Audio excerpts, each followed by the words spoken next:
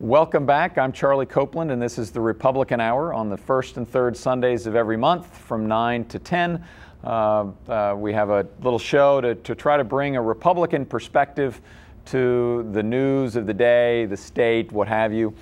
As you well know, for any of you who've been watching me for the last few years, we don't always get overly partisan because I just think that there's not a lot to be gained from railing on one side or the other. My belief is in balance, and we need to have two strong political parties to bring the debate, because if one side is got everything, you wind up in a problem. And that's actually what I wanted to talk about for the next few minutes. It's clear from the national news that the 2012 election season has started already.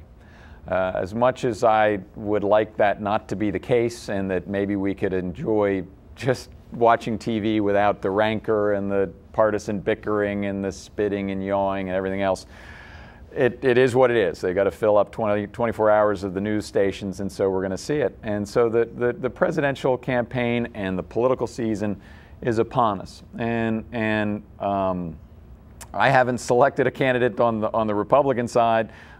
Wait to see some of the dust settles, and listening to that, certainly heard Mitt Romney and Rick Perry, Herman Cain, as well as some of the others. But I wanted to focus a little bit more locally here on Delaware. And it was last year where WHYY, the public television station that is up in Philadelphia and does some coverage of Delaware news, they came out with a story in which they reported that Delaware was the fourth most corrupt state in the nation. Fourth most corrupt state in the nation, behind Tennessee, Virginia, and Mississippi.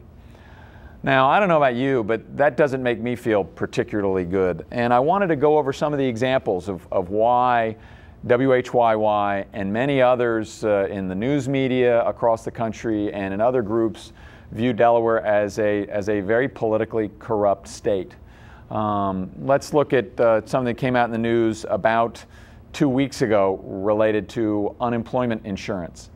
Now, as many of you are, I'm sure, are aware that unemployment insurance is put aside by companies through government mandate, but for good reason, and that is when somebody is unemployed, they can collect some component of their previous pay. They can get paid so they can put food on the table, pay their rent, and that kind of thing. And so companies pay into the unemployment fund so that as unemployment goes up or down, people get money. And over the last 3 years, Delaware has misspent $45 million in unemployment insurance. They've paid out $45 million incorrectly of unemployment insurance. Now, you say, well, all right, fine, so Delaware threw away $45 million.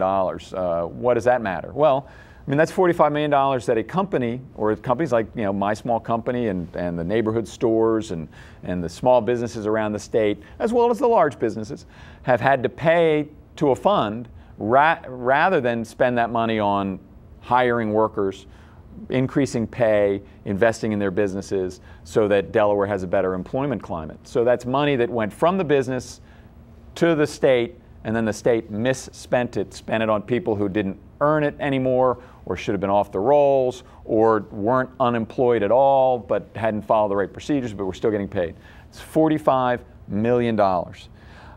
We've all seen over the last couple of years report after report of the Department of Transportation, DelDOT, spending millions of dollars to developers to keep their land vacant in case DelDOT wants to use that land. We saw where DelDOT basically gave a sweetheart deal to a guy named Chris Tigani, who then pled guilty to federal charges, so that he would get a 66-year, basically, you know, almost free lease of property in southern Delaware. And while a lot of people say, oh, well, that was the Minner administration, it was during the Markell administration, the current governor, when the land was opened up to Route 1 which made it valuable so that cars can get in and off of that property off of Route 1. And that was done after the Minter administration, during the current administration. So the corruption continued.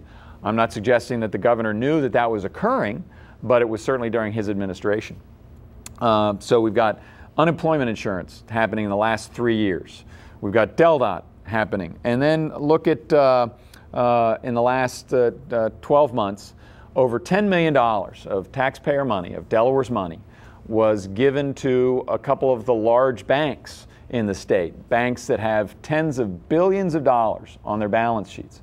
Over $10 million were given to these banks to, quote unquote, keep their jobs here or refurbish offices. In one case, the numbers come out to over $8,000 per cubicle to refurbish the building. Well, for $8,000, you can make one heck of a nice cubicle.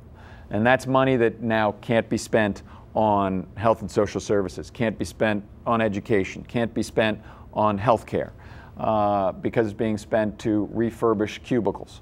And that list goes on. We all are probably aware of early in 2010, a federal audit of the weatherization program done, which was primarily done here in the city of Wilmington. They audited the various weatherization jobs that were supposed to be done to make low-income residents' homes more energy efficient. In every audit, 100%, the auditors found money misspent, missing, or stolen. Every one. It turned into millions of dollars. It's that kind of corruption that when you have a state, I mean, the city of Wilmington has been under Democrat control for 40 years. And Newcastle County has been under Democrat control for 20 years. They control all of county council, all of city council, the mayor, the county executive for 20 and 40 years. And the state of Delaware is 100% Democrat controlled. The Republicans can't stop or change anything because they have such low numbers in the General Assembly, in the state Senate, and the state House. And I'm under no illusions that corruption and individuals' ethics and morals, no political party has a monopoly on being ethical or moral. But that's why you need more than one, because the other guy needs to point out the flaws and failings of the other side. And that's what debate is all about. That is what debate is all about. And here in Delaware, we have lost that debate. And so as the next 12 months, 13 months unroll, and we see mud being flung back and forth, which we will, you know, whether you like negative campaigning or don't like negative campaigning, there's going to be more mudslinging over the next 13 months. And so get used to it, get some rain gear, because it's going to happen. But as you watch this unfold, and many of you who are watching, I know we're going to support the president in his reelection efforts. And I applaud you for that. It's a wonderful achievement from 2008 for our country. And I have no expectations of anything different than that. But once you leave that presidential line in the voting booth and you said, okay, I'm going to vote for my candidate, when you get to U.S. Senate and you get to the U.S. House and you get to the governor and the lieutenant governor and the insurance commissioner, I want you to look around and think about, how are we doing in Delaware? How are we doing in Delaware? Delaware used to lead the nation in employment. It used to lead the nation in income. It used to lead the nation in opportunity, in education. We don't in any of those things anymore. We're lagging in the region. And while our unemployment rate is officially below the national rate, I think any of us here know that we are not doing a good job in creating jobs or creating an opportunity or an environment where jobs can be created. I've often said the most difficult place to start a business and run a business is here in the city of Wilmington, because you have 3 layers of government telling you what you can or can't do and regulating your ability to have employees and grow your business. And so as you come off that presidential line, look around and say, do we need to change the debate here in Delaware?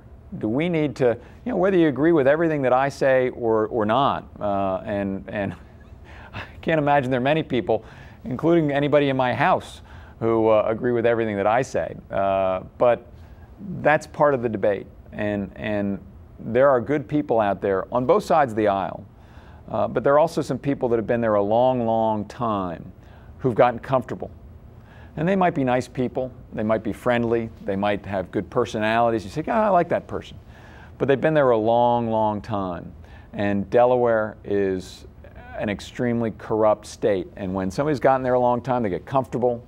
And maybe they're not as aggressive about making sure that the taxpayers' dollars, your dollars that are under control at the state level, your dollars that are under control at the county level, and your dollars that are under control at the city level are being spent in the way that they should be spent.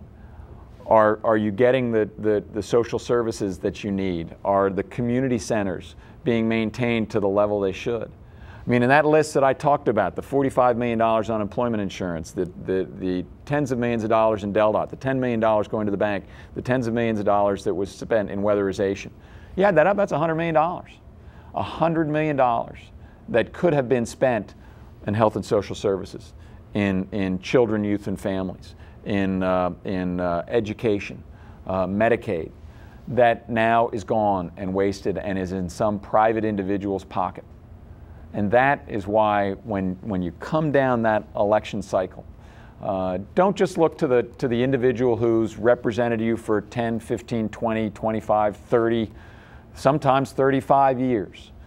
Because maybe, even though they seem like a good guy or a good woman, whatever, maybe it's time to try somebody new. And I honestly don't know that I care which political party it is per se, but we've gone along for a long time, and the same people who drove the bus into the ditch in Delaware are driving the bus today. And I question whether we're holding our leaders to a standard. And so coming from the Republican side, coming from the Republican perspective, and looking around and recognizing that some of our candidates on the national level are flawed human beings, and as Jesus pointed out, we're all sinners in God's eyes. Many of them are very flawed candidates, and you may not agree with anything they have to say, and that's fine. But on the local level, look around, because there are lots of good people on both sides of the aisle who deserve a chance. And maybe, given the state of the economy, the state of the state, we ought to give them that chance. So I hope, as you move forward, that you give that.